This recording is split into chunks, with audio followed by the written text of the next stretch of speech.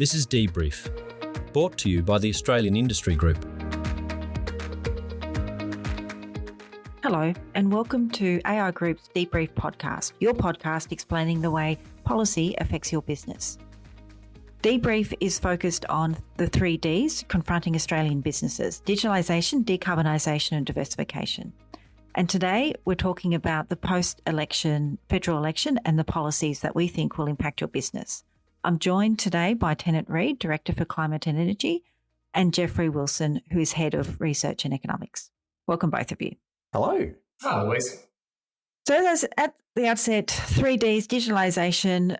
I have to just start with a bit of a rant that this election did very, very little to talk about digitalisation, which is such an emerging challenge for a lot of Australian businesses, both in terms of regulation and how, regulation around AI is starting to really encroach upon businesses, but also the opportunity, the infrastructure we need.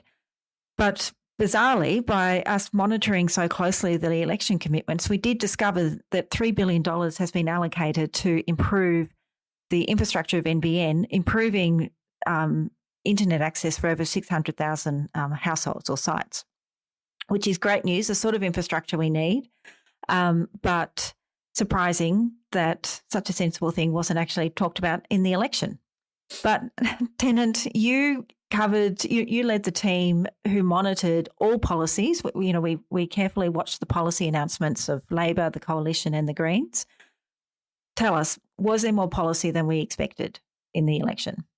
So I think there was certainly a lot more policy than many people perceived. I've heard from various people of different persuasions that this was a low-key election, a nothing election with not a lot of ideas put forward by this side or that side. In terms of the trackable specific commitments made, there were a lot. For Labor, we had just over 100 items in the election tracker. Now, some of those are very small fish. They new school hall in one place, an expansion to a micro community service in another. But some of them are very big. And so there was significant activity across climate and energy, construction and infrastructure, a little bit in defence, education, treasury and finance and tax system related changes, health, of course, industry policy. There were a few things, industrial relation. There was a lot, even if some major decisions were deferred until after the election to, I think, leave less room for vulnerabilities and political attacks. And even if the most prominent messaging from the parties really focused on just a handful of the things that they respectively committed to. Well, I think the main theme of the election was cost of living. What started off as cost of living. And so a lot of the policies that really got a lot of airtime focused on those from both sides. But while the focus is on cost of living, and in terms of consumer, of course, businesses exist in the same economic ocean. Jeff, will all these big spending promises improve the situation for businesses in terms of their cost of living, their cost of inputs? And what are we hoping for in this new government? Yes, thanks, Louise. And something that probably wasn't talked about a lot during the election campaign was just the general state of the Australian economy and business conditions, which have been pretty tough of late. 2024 last year was the slowest year in economic growth in Australia since 1991, which was the last year that Australia was in the formal recession. And conditions have been especially tough for some parts of the business ecosystem, particularly consumer-facing sectors like retail, which has struggled with cost of living problems, so houses are spending less money, and also some industrial sectors as well that have had some problems there too. We have seen as well that one of the things that's kept the economy going has been a lot of government spending. So big increase before the election, before all the promises that commitments Tennant's just talked about, that's really pushed up government spending. And that has kept the economy kind of the head above water just. But it is going to lead to some issues because as we come out of this, when you've got some significant parts of the private sector not producing very much growth at all, for example, manufacturing's in recession at the moment, what's going to happen as that goes on over the next couple of months, the government is now going to have to confront, well, how do we get business conditions improving so we can move off fiscal stimulus to keep our heads above water and get back to private sector growth. And Tennant, some of the announcements that you discussed should improve conditions for companies who are struggling with energy costs, etc. What are the big climate and energy policies that came out of the election statements? So the two most significant things in the course of the campaign and the period just leading up to the campaign were one more year of these energy bill rebates for households and small business. They're smaller rebates than before because prices aren't as high as they were, but still much higher than normal. This really needs to be the last year for that, and the government would be hoping that very much too, that efforts to get underlying wholesale price pressures down will take over from these Band-Aids. The other element that they announced was to have the first widely available rebate for installation of battery systems in homes and small businesses if they're associated with an existing or new solar installation. And that's going to be delivered through the system that currently delivers rebates for solar and will certainly help those directly benefiting from it to reduce their bills, use more energy at times when it's cheap and less at times when it's expensive. Hopefully, though, it will actually unlock a significant new storage resource for the wider system to take pressure off peak times and make better use of the surplus of renewable energy that we have in the middle of the day most days. So those two things will be helpful. And, one of the things that really encourages businesses to invest is not just, a bit of a handout, but also policy certainty.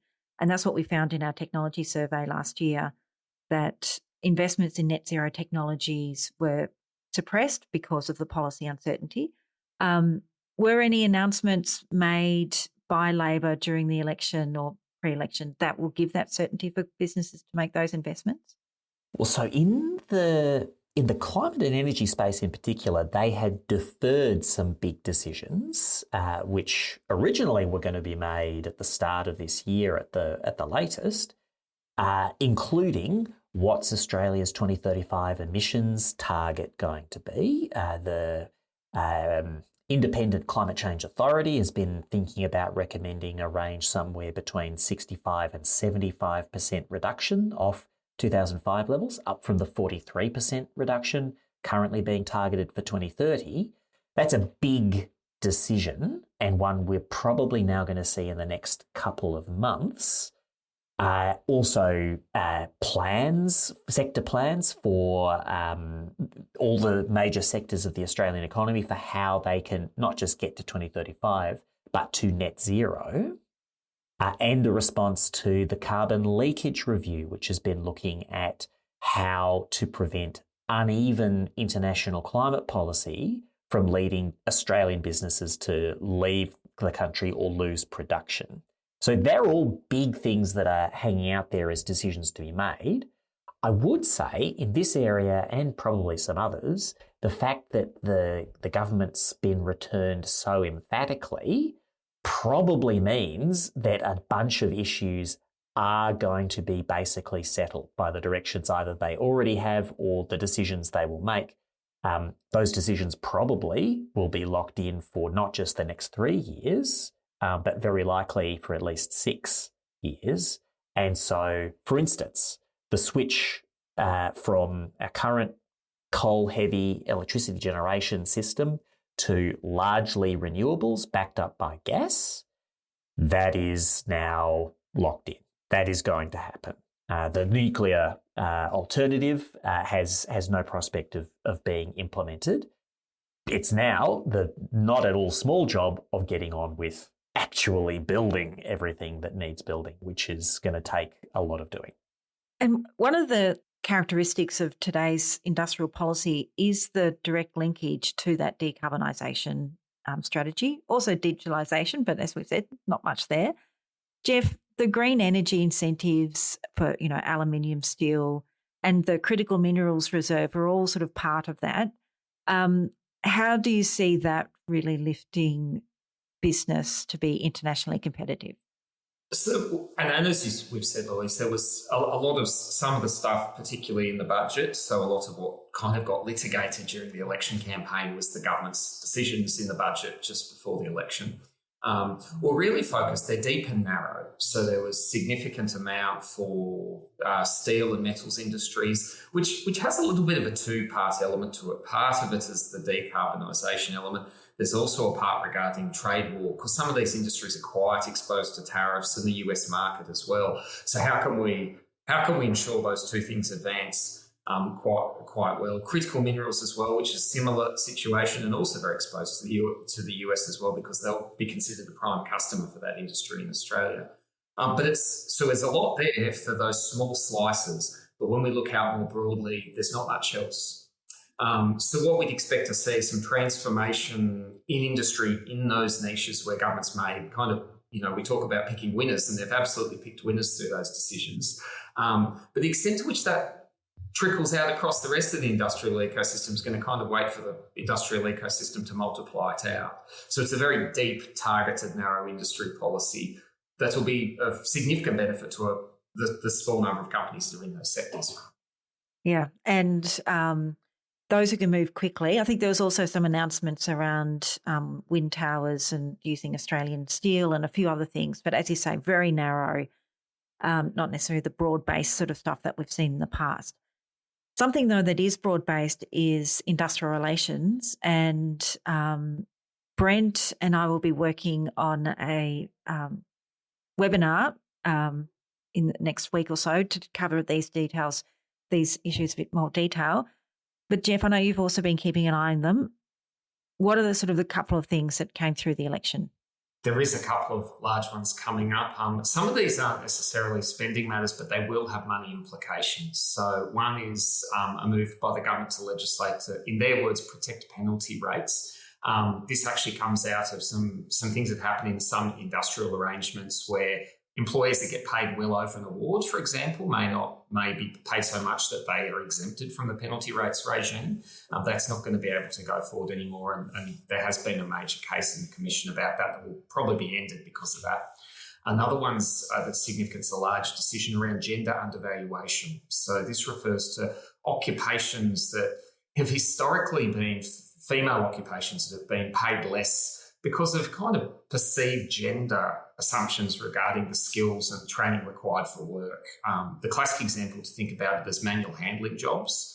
How do you classify the skill from someone, say, in a male job like being a mechanic and manually handling engines into cars versus a female job like a care worker and manually handling an elderly person in a care setting into a bed, for example.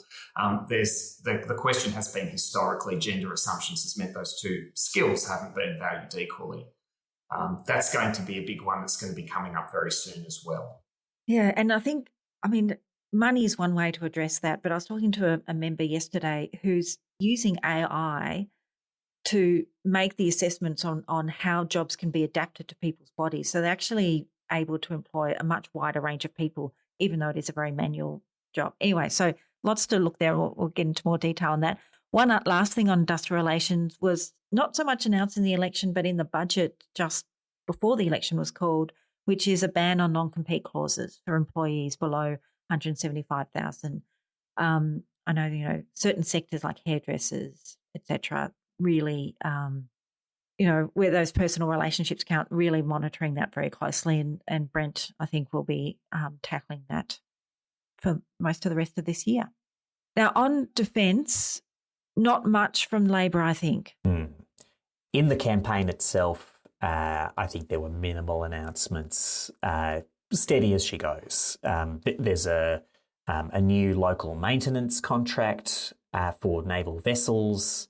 But broadly, I think the plans that they had already announced in the budget to bring forward some spending and to gradually increase the overall share of GDP spent on defence remain on foot. And the questions about Australia's place in the world and how we're going to manage AUKUS and all of that remain big questions. Yes, and a very big global question. A very big domestic question, though, was housing. Not traditionally an area our group gets involved in, but, increasingly we're hearing complaints from members that linked to inaccessibility of skills and the right workers where they need them is the lack of housing. And a small but, interesting $54 million for advanced manufacturing of prefab or modular housing. There is a dearth of innovation in the construction sector. And I know, Jeff, you've got a fact sheet coming out soon to try to address this in the construction sector. Yes, certainly. So construction has some very traditional methods in Australia that have been tried and tested back to grandparents' generations. But we do find that when we do innovation surveys in the Australian economy, the construction is the least innovative in both not just the product they're making, but also the business processes. Prefabrication could do a lot of work on that front. But it is, and I'll just give you one statistic, and in the last 2 decades, construction productivity in Australia has declined by 25%, at a time when the rest of the economy went up by 14%. So it's not simply that construction's productivity is not increasing, but it's actually going backwards. And that puts pressure on builders and their skilled workforce. It raises the cost, which raises the cost of housing. Yeah. Now, linking all those houses, of course, is roads. We probably don't need to get into the detail, but there is a lot of road work that's been funded. In particular, because it keeps coming up in many forums, the Bruce Highway, which I don't think I've ever been on in my life, but it's certainly getting a lot of money. I don't think I've ever done one of these election tracking exercises that didn't have $1 bazillion for either widening or maintaining or doing something wonderful to the Bruce Highway. But it's a big highway and it still has gotten more. Well, it must be in constant maintenance and a nightmare to drive on. So,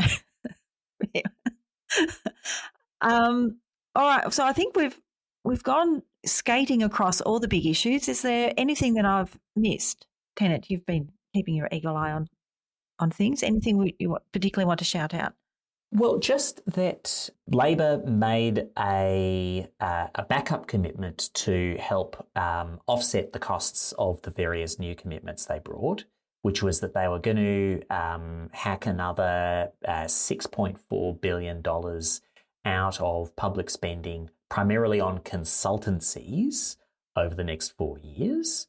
That is similar to what they've been doing over the last 3 years. And I would expect that will produce difficult times for various outsourced services. And probably that $6.4 billion is the net outcome after some increase in internal to government spending to deliver the same things. Will they actually be able to realise all of that? We will have to see. Yeah, but then it comes back to where we started, Jeff, about that fiscal responsibility and how do we get the tax system internationally competitive and, the right fit to make sure that the economy can deal with the certain buffets that are coming up.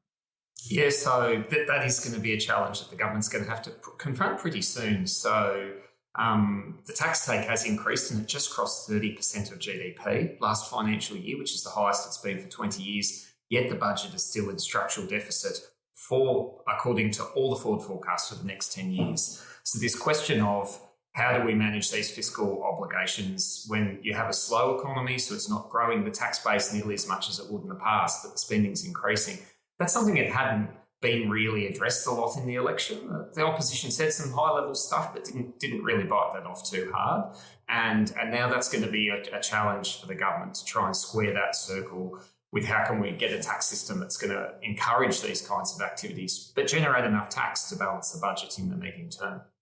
Yeah. And of course, the income tax cuts were announced in the last budget that will go through, and the small business instant asset write-off for purchase up to $20,000, which could be used for all sorts of things, not just cars or utes. It could be used for, software, all sorts of capital equipment. And finally, Tennant, COP 31. Yeah, I got the right number? COP 31 in 2026. So this is the major international climate negotiation and summit. Australia has been bidding to host it, and it looks very, very likely that Australia will win that bid and host it in Adelaide. That'll be a very significant foreign policy and diplomatic exercise, but it's also an opportunity to put Australia forward as a destination for investment in a whole range of industries that contribute to a clean global economy, whether that's in resources and critical minerals, whether that's in energy-intensive manufacturing of essential products for the world. There'll be an opportunity, I think, for building new partnerships. And of course, for Adelaide, it's assuming it all happens, but I think that is now very, very likely. 50,000 international visitors dropping in is a headache for some, but a boon for the hospitality sector. And anybody who's got an Airbnb up for rental in November of 2026, get in the market. You will not regret it. And there we are. You get both policy and business tips at the Debrief podcast. Thank you, Tennant and Jeff, for covering Labor's election commitments with me. Of course, this isn't the total of our policy agenda this year. We expect there to be the implementation of the review of the Modern Slavery Act, release of the guardrails on the use of AI in high-risk settings, and there may even be another go at revising the Privacy Act. We'll be working on all these issues and more this 48th Parliament. If you found this podcast via the AI Group website, please subscribe on your usual podcast platform so you don't miss an episode. And if that platform lets you leave a review, please do take the time to leave one. I'm Louise McGrath, and if you have any comments or questions, please email industry.policy@aigroup.com.au, and we'll speak next month. Thanks.